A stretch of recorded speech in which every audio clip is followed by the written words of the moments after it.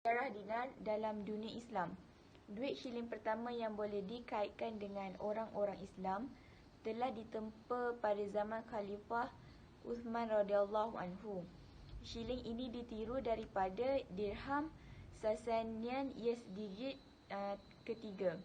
Perbezaan yang terdapat pada shilling ini ialah terdapatnya deskripsi dengan nama Allah. Setelah itu, inskripsi dengan nama Allah dan penggunaan ayat-ayat suci Al-Quran telah menjadi tradisi ke atas dinar dan dirham yang dibuat oleh orang-orang Islam. Okey, dinar merupakan shilling yang diperkenalkan oleh Khalifah Abdul Malik Ibn Marwan pada 77 Hijrah bersamaan 629 Masihi. Emas dijadikan sebagai simbol kekayaan. Emas juga diiktiraf sebagai sesuatu yang berharga dan bernilai hingga kini. Okey, pada kurun ke-7 Masihi, siri dinar emas versi denarius yang guna pakai sehingga zaman Khalifah Abdul Malik Ibn Marwan telah ditamatkan. Okey, pada kurun ke-15, dinar menjadi mata wang rasmi kerajaan Islam sehingga berlakunya kejatuhan kerajaan Uthmaniyah.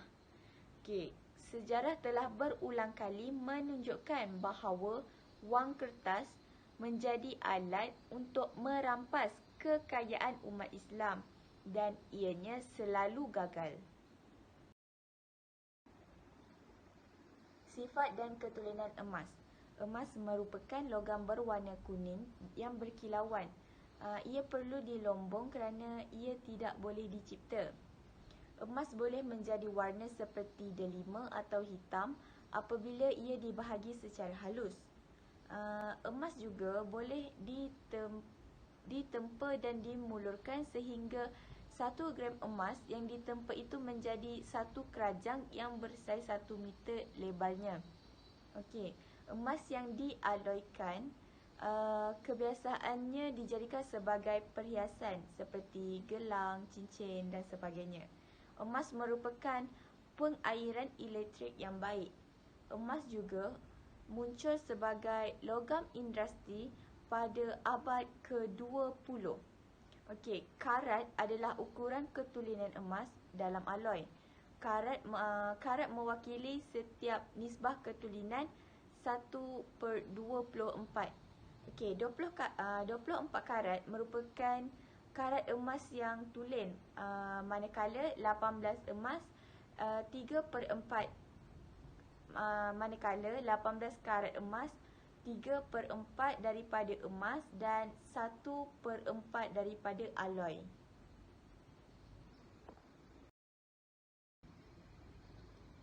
Jenis-jenis emas. Okey, terdapat 5 jenis emas yang perlu kita ketahui.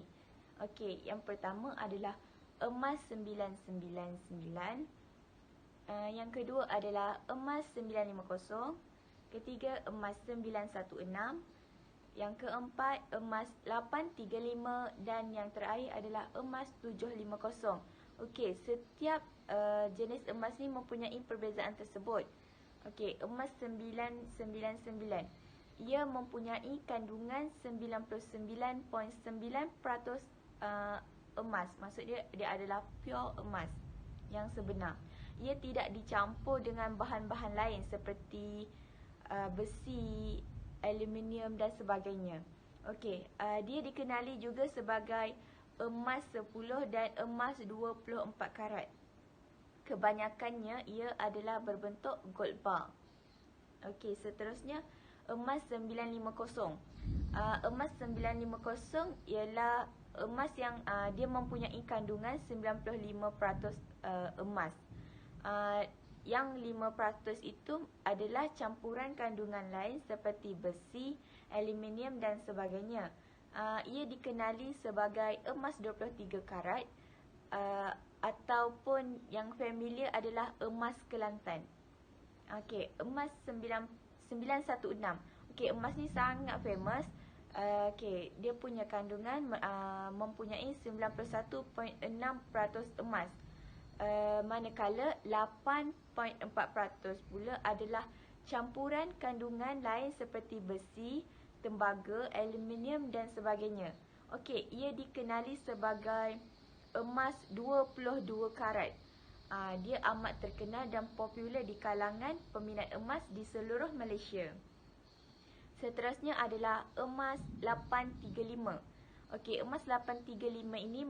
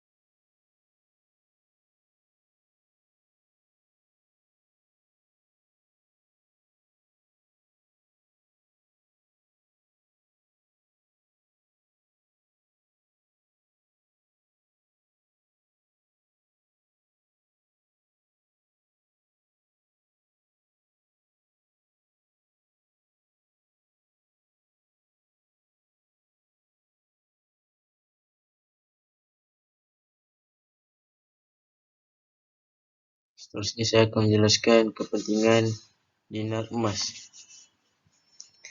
Yang pertama adalah sebagai perhiasan diri.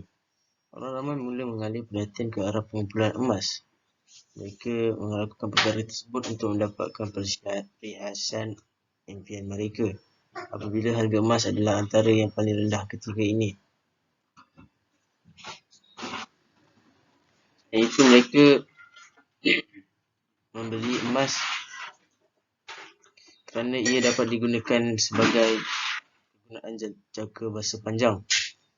Ini dapat membuka mata pihak-pihak di seluruh dunia tentang keajaiban menyimpan wang dinar emas maupun nilai mata wang yang berkaitan yang lain. Harga emas naik 18% antara Januari dan April 2020, manakala pada bulan Ogos ia mencecah harga $2,000 per ounce. Assalamualaikum warahmatullahi wabarakatuh. Saya Nur Aliani Binti Rahmat. Hari ini saya akan membentangkan tentang mengapa perlu menyimpan emas. Ada 3 tujuan utama mengapa perlunya kita untuk menyimpan emas. Yang pertama adalah forgotten saving, ataupun boleh dikatakan sebagai simpanan untuk dilupakan. Dikaitkan dengan zaman COVID, sekarang ini kita perlu untuk lebih banyak menyimpan berbanding berbelanja. Kerana pada zaman COVID ini, mungkin ramai di antara kita yang mempunyai masalah kewangan. Jadi jika kita menyimpan dalam bentuk emas, agak sukar untuk kita membelanjakannya. Jika kita mempunyai wang tunai atau menyimpan secara wang tunai, sudah tentu kita akan lebih mudah untuk menggunakan dan membelanjakannya. Yang kedua adalah terjamin nilainya dalam jangka masa yang panjang. Contohnya pada zaman Rasulullah SAW, emas dinar sudah wujud. Nilai 1 dinar emas adalah pada waktu itu boleh membeli seekor kambing. Begitu juga pada zaman kini, 1 dinar emas juga masih boleh membeli seekor kambing. Jika dikaitkan dengan pandemik waktu kini, contohnya penyimpan emas membeli emas pada 5 tahun lepas, iaitu pada 2016 dengan harga 600. Namun pada tahun ini, iaitu pada tahun 2021 ni, emas tersebut nilainya sudah meningkat menjadi RM1000. Jadi simpanan ni boleh digunakan pada waktu-waktu kecemasan seperti masalah kewangan yang mengakibatkan masalah kewangan akibat dari COVID. Yang ketiga adalah penyimpan emas dapat merasakan kekayaan. Kekayaan ini merujuk kepada aset emas tersebut, iaitu nilai-nilai emas ataupun emas-emas tersebut adalah pada pengetahuan dan kawalan sendiri. Emas tersebut, penyimpanan emas tersebut tidak terikat kepada siapa-siapa dan adalah 100% hak sendiri. Contohnya adalah pada zaman pandemik sekarang ni, seorang ahli perniagaan mengalami kerugian ataupun muflis. Segala wang fiat mereka akan dibekukan oleh pihak bank. Namun jika ahli perniagaan tersebut mempunyai penyimpanan emas, ianya tidak boleh dibekukan kerana emas tersebut adalah 100% hak milik ahli perniagaan tersebut. Sebab mengapa emas menjadi pilihan utama berbanding pelaburan lain? Yang pertama adalah emas adalah aset yang mampu dimiliki. Maksudnya di sini adalah emas adalah salah satu aset yang mampu dimiliki oleh semua golongan, sama ada golongan miskin ataupun golongan kaya. Seterusnya adalah kerana emas adalah wang antarabangsa. Wang antarabangsa di sini bermaksud emas boleh digunakan di mana-mana sahaja, sama ada di dalam negara ataupun di luar negara. Berbeza dengan wang fiat ataupun wang tunai hanya boleh digunakan di negara sendiri sahaja.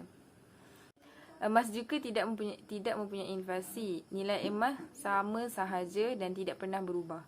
Seterusnya ialah emas adalah pelaburan yang tidak berisiko. Berbeza dengan pelaburan lain, contohnya pelaburan saham. Pelaburan saham adalah pelaburan yang berisiko.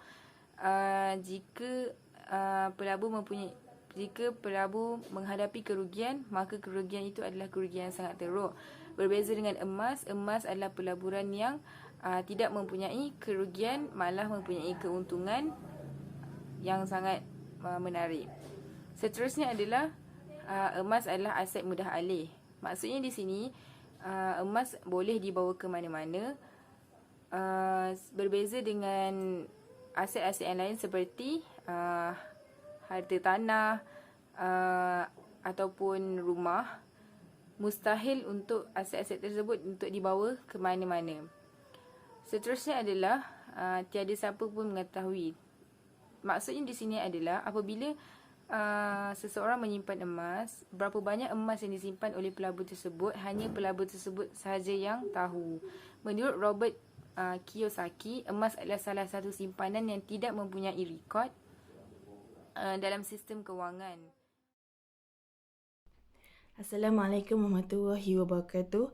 Nama saya Siti Aminah binti Amli dan saya ingin menerangkan tentang slide saham dalam pelaburan emas. Pertama, menyimpan. Sekiranya ingin membeli emas untuk disimpan pada jangka masa yang lama, mestilah memfokuskan pada pertambahan gram. Apabila mempunyai duit lebihan untuk disimpan, tukarkan dia dengan emas. Walaupun waktu itu harga emas tengah naik, maupun turun. Posisi yang kedua adalah pelabur. Tujuan untuk dijual pada harga naik, maka perlulah fokus terhadap penambahan duit. Jangan pedulikan jumlah gram yang diperoleh kerana yang pentingnya adalah dapat memaksimumkan duit. Emas tidak penting, ia hanyalah alat bagi memaksimumkan duit. Posisi yang ketiga adalah peniaga. Peniaga ingin menambahkan gram emas dan juga memaksimumkan duit. Slide seterusnya, teknik mendapatkan keuntungan. Mempunyai mindset mengukur keuntungan dari sudut yang tunai dan bukannya fokus dekat berapa gram yang dimiliki. Kedua, ketahui bila harga emas akan jatuh dan bila akan naik pada setiap tahun. Untungnya kita ambil emas ini kerana emas ni aset yang paling terrisiko. Apabila harga jatuh, emas itu masih lagi ada pada pembeli dan boleh dimanfaatkan. Dan aset emas ni tiada risiko kehilangan nilai kekayaan jika dibandingkan dengan aset-aset yang lain. Kesimpulannya, sejarah penggunaan emas dalam kehidupan manusia telah bermula sejak dahulu lagi, di mana ia merupakan simbol kekayaan dan kemasyhuran. Emas diguna pakai oleh tamadun manusia sebagai alat pertukaran atau wang yang begitu lama, sejak dahulu sebelum Masihi lagi. Namun, akibat pelbagai hambatan ekonomi dunia, fungsi emas sebagai mata wang kini telah berubah kepada satu komoditi yang diniagakan. Perubahan lanskap ekonomi juga menimbulkan kegairahan di kalangan umat Islam di negara kita untuk melakukan urus niaga terhadap emas dalam bentuk pelaburan, sama ada dalam bentuk fizikal seperti shilling, jongkong, barang kemas, atau dalam bentuk akaun pelaburan emas. Okey, walau bagaimanapun, pelaburan emas hendaklah bebas daripada unsur-unsur riba, perjudian, gharar yang berlebihan dan kezaliman. Jika sekiranya terdapat unsur-unsur tersebut, maka pelaburan adalah tidak dikira memenuhi kriteria syarak. Sekian, terima kasih.